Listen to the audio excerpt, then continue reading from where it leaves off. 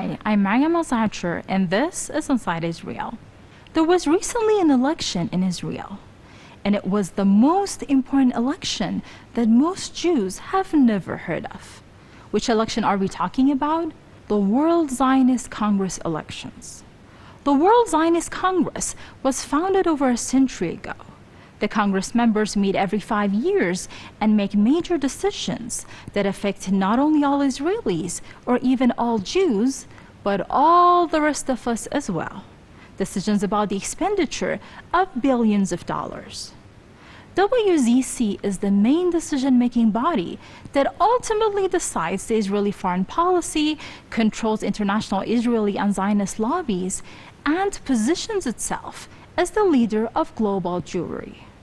So what exactly is this entity, and who does it really represent? Stay tuned for the result of this week's investigation.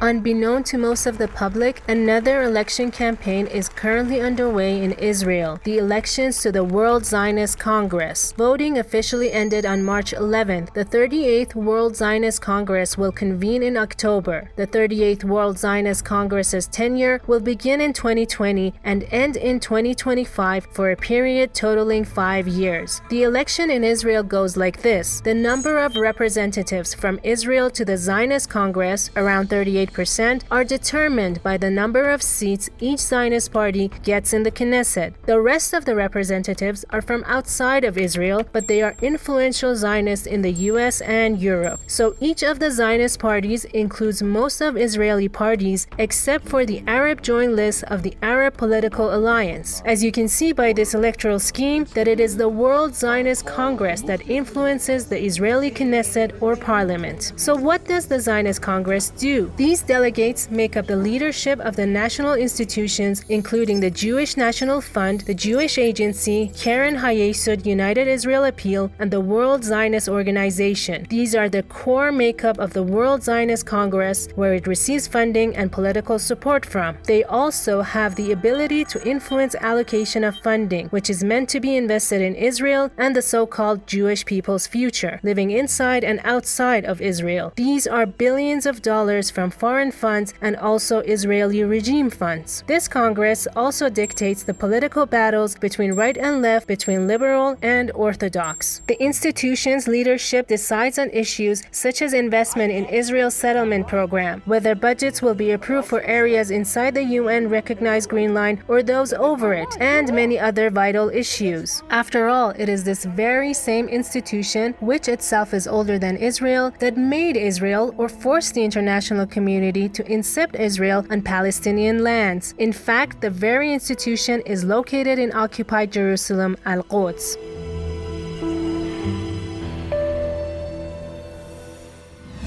The World Zionist Congress aims to be a guiding force behind world Jewry.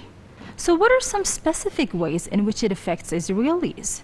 Does it see eye to eye with the current needs of the younger Jewish generation in Israel? This next case study will answer those questions and more.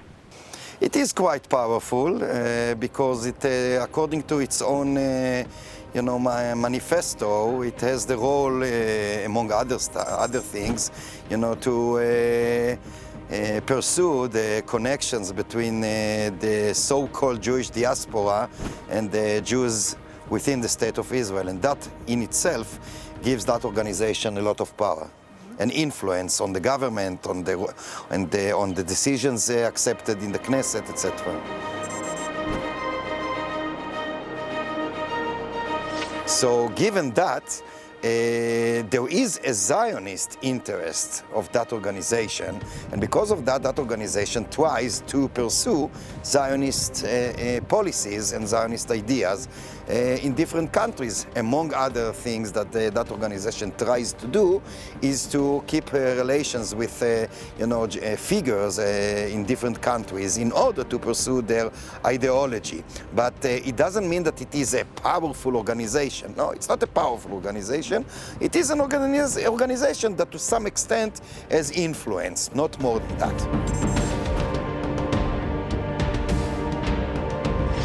I think that most of the Jewish young generation in Israel, most of them don't even know what that organization means, hardly heard of it. I think that many Israelis, not only the young generation, don't really understand what this organization wants and why to start with this organization exists in our times, because even if you find a rationale for its existence ages ago, if, I emphasize if, it's unclear why it should still remain. So going back to your question, I think that most of the people, especially the young generation among Jews, like everywhere, is not interested in such things. So I think that in that sense, they would not, identify their interests with the interests of the organization.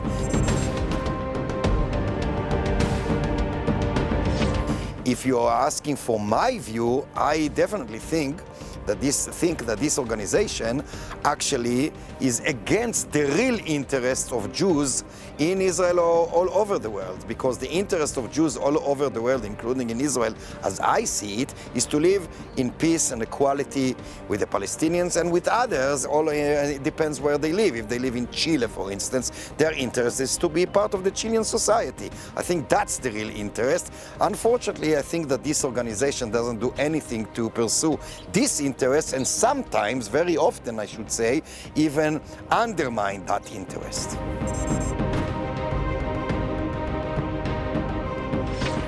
I think what I say is what I say about the state and the governments of Israel. I think that many Jews, perhaps I would say that maybe most of the Jews around the world are not Zionists.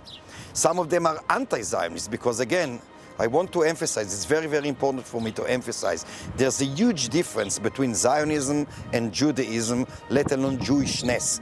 To be anti-Jewish is to be racist, which is, of course, a thing that we should rule out and reject across the board. Because racism is racism is racism, it must be rejected wherever it exists. To be anti-Jewish is to be a racist. To be anti-Zionist is to oppose a specific ideology. Like myself, I'm Jewish, I'm not ashamed of that. I'm anti-Zionist, I'm proud of that. Because I think Zionism is an ideology which is based on racial perceptions. I think that as long as this organization exists as is, that means with Zionist ideas, it acts against the interests and against the will of many Jews around the world, including in Israel.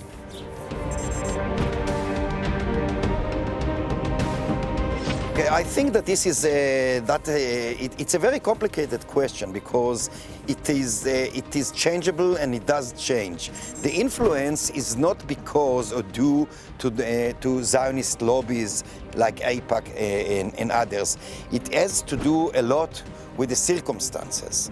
Now, you can see that, for instance, only 40 years ago, 40 years is not that much, historically speaking. Only 40 years ago, the United Nations voted in the Assembly against Zionism. It identified Zionism with racism, and justly so, by the way.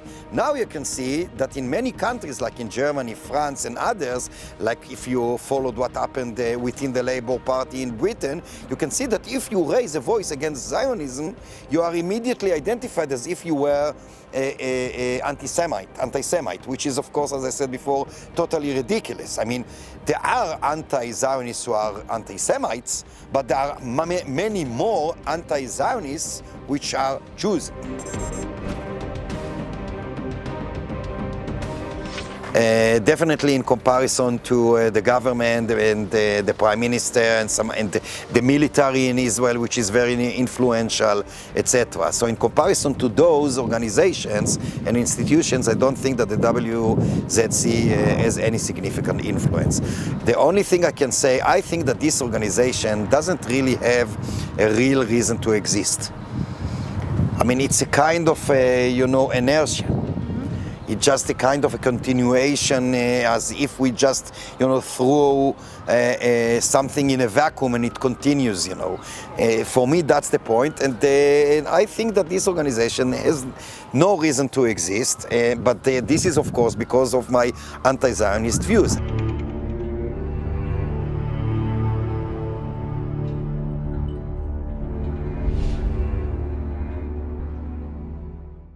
Joining us on Skype is Esther Ivrim, author and independent journalist from New York. Great to have you with us, Ms. Ivrim. Now, here's my first question. What do most Israelis know about the World Zionist Congress? And did they know about the recent elections? I mean, I'm asking especially because it took place almost simultaneously with the Knesset elections in March. Well, again, based on my research, the gap could be because as Israelis vote for go through their elections and approve members of the Knesset, the parliamentary body there, they don't realize that they are also electing representatives to this Congress. So that perhaps if more people knew that it was one and the same, they would know about the Congress. But it seems like most people there don't know that when they're electing their representatives to the parliamentary body, the Knesset, they are also electing people to this Congress. And so it's just not something that is widely known there. Well, what type of ideologies does this Congress promote? Well, because the World Zionist Congress includes representatives from Israel, from the United States, and from the international diaspora of Jews, then the people who are elected to go into that Congress, they will bring with them certain ideologies. And because the Congress itself is built on the ideology of Zionism, then that means that it's going to impact it will carry that ideology going forward for all these policies, including the seizure of Palestinian land, the opposition to the boycott, divestment, sanctions movement, and all of these policies in Israel will be affected because the members of the Congress are the ones creating those policies. Now, can you tell us a little bit about the potential rivalry inside the World Zionist Congress?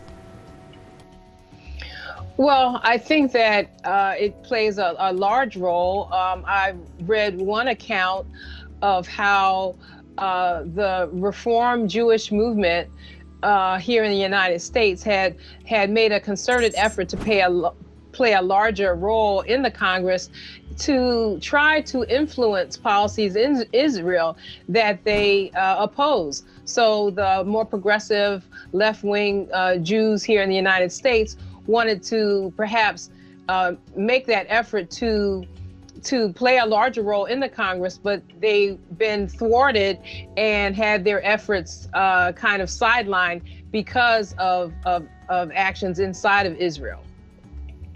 Now, the World Zionist Congress claims to be the leader of international Jewry.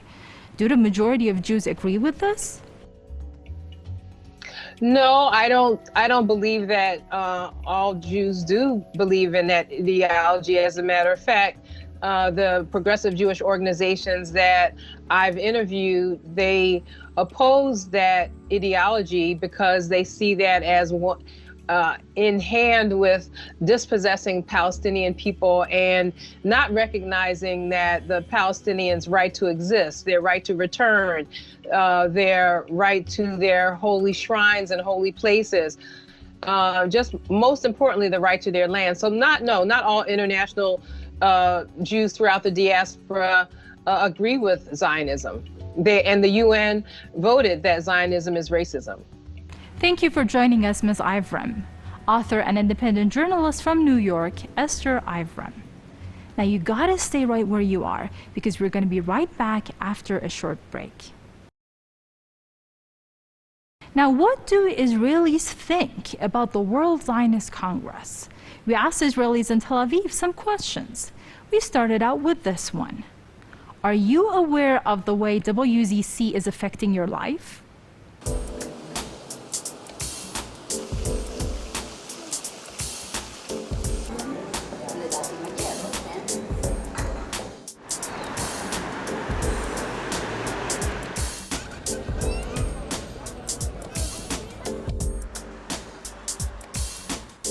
זה ארגון עולמי שדואג למדינת ישראל, מצד פוליטי לא יודע בדיוק איזה צד הוא עומד, ויותר מזה אני לא יודע.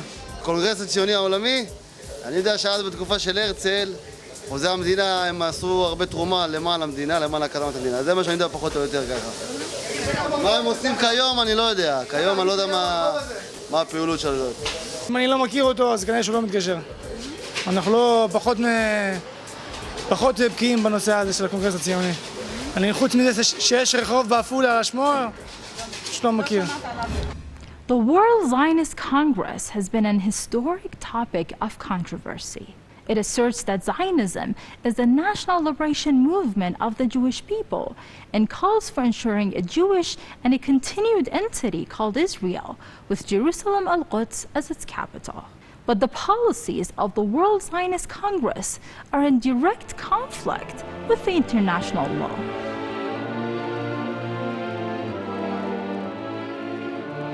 All delicate hopefuls are initially screened by authorities of the WZC and must accept and adhere to the so-called Jerusalem program. The program is the ideological platform of the Zionist movement and was initially adopted in 1951 at the 23rd World Zionist Congress. It asserts that Zionism is the national liberation movement of the Jewish people and calls for ensuring a Jewish and a continued entity called Israel with Jerusalem al-Quds as its capital. It also encourages growth of Jewish immigration, absorption, and integration of immigrants on Palestinian lands. It also promotes concerted efforts to collect funds from across the world in order to carry out the tasks of Zionism. Among the goals of the so-called Jerusalem program are the influence of world public opinion for Israel and Zionism. It also asserts that Israel is a Zionist entity but is run by two main Zionist parties among others. It also imposes Zionist views on the overall global Jewish population and is at the forefront of linking Judaism with Zionism as part of its core ideologies. Some of these views go contrary to some of the laws of the delegates' home countries such as the US. Those rules also go contrary to rules and regulations of the United Nations. In fact, back in 1975, the United Nations General Assembly adopted Resolution 3379, which determined that Zionism is a form of racism and racial discrimination.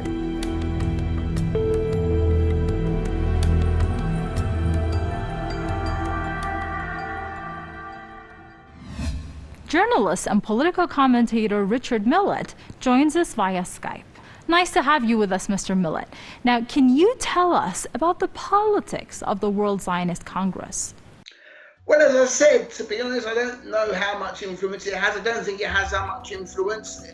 Every Zionistic organisation has a range of views, from the left wing, who would obviously be against the occupation and the settlements, and the right wing that wouldn't refer to it as the occupation or the settlements, and they would be supportive. They would see the settlements and the occupation more in the perspective of that being a historic Jewish homeland, which they don't want to give up. But if there's a peace settlement, a peace negotiation, they may well have to give it up, like they did with Gaza, like they did with Sinai.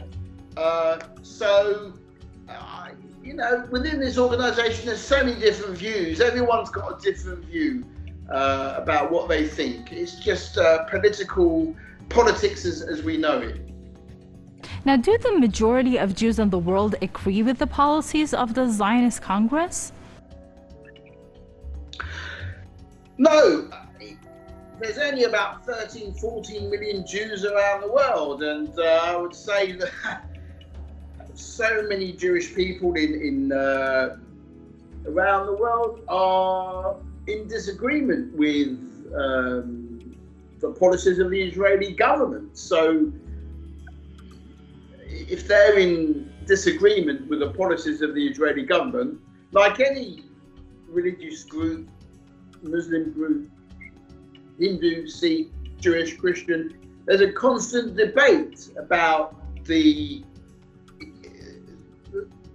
religion and about the laws, and it's exactly the same within the Jewish religion. So there's a constant argument and a constant debate about what does Zionism even mean, about should it be more liberal, should it be more conservative, more traditional. It's it's a constant discussion and constant disagreement. Well, the World Zionist Congress also accepts Christian Zionists. What does this say about the aspiration of this Israeli-based global entity? Well, I mean, the fact that it's called Zionist, then yeah, I mean, they would like you to be a Zionist if you're Jewish or you're not Jewish. To be a part of the Congress, you would preferably be a Zionist. But as I've said, this has so many definitions of what being a Zionist is, that a Zionist can be anti-occupation, anti-settlement, even a spiritual Zionist. You could be maybe not necessarily why it's saying that there maybe shouldn't be a state of Israel, but we can look towards Israel as a spiritual home. I think Ahad Ha'am was a Zionist, but he was more concerned not necessarily with the concept of a state of Israel, but with looking to that historic homeland of the Jewish people for inspiration. He was a liberal Zionist. Can you please tell us this? What's the main role of this organization? Well, yes, it had a very important role, and now its role is to strengthen Israel, to provide a bright future for Israel, to do the best for Israel, to be there for Israel, support the democratic vote of the Israeli people, respect the vote of the Israeli people, and support the Israeli people and support the state of Israel in any way it can, and continue having those discussions that will enable that to take place, I think. Well, thank you for joining us, Mr. Millett. That was journalist and political commentator Richard Millett. It's now time to look at the news stories from Israel. Globes. Israel's gasoline tax at the world's highest rate. That means that the rate of tax on gasoline has now risen to an historic high of 78% of the price of a liter of gasoline, putting Israel in first place, not only in the OECD, but in the world as well, in terms of tax rates for gasoline. Haaretz. Israel's budding entrepreneurs hit a coronavirus wall.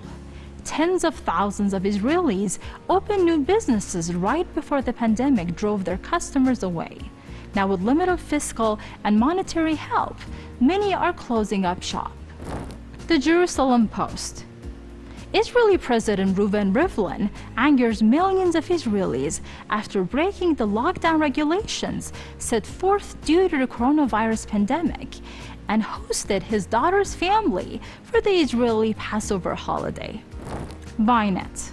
Israel admits U.S. arrivals despite virus restrictions for second time in week. Passengers from New York arrived despite regulations grounding all international and domestic flights. According to Israeli media, travelers falsely declare they have option for self-isolation in order to enter Israel.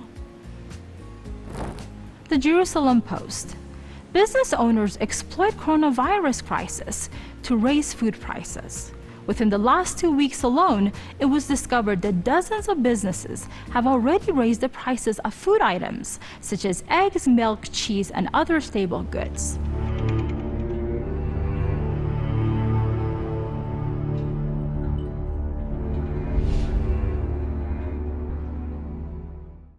And that ends this edition of Inside Israel.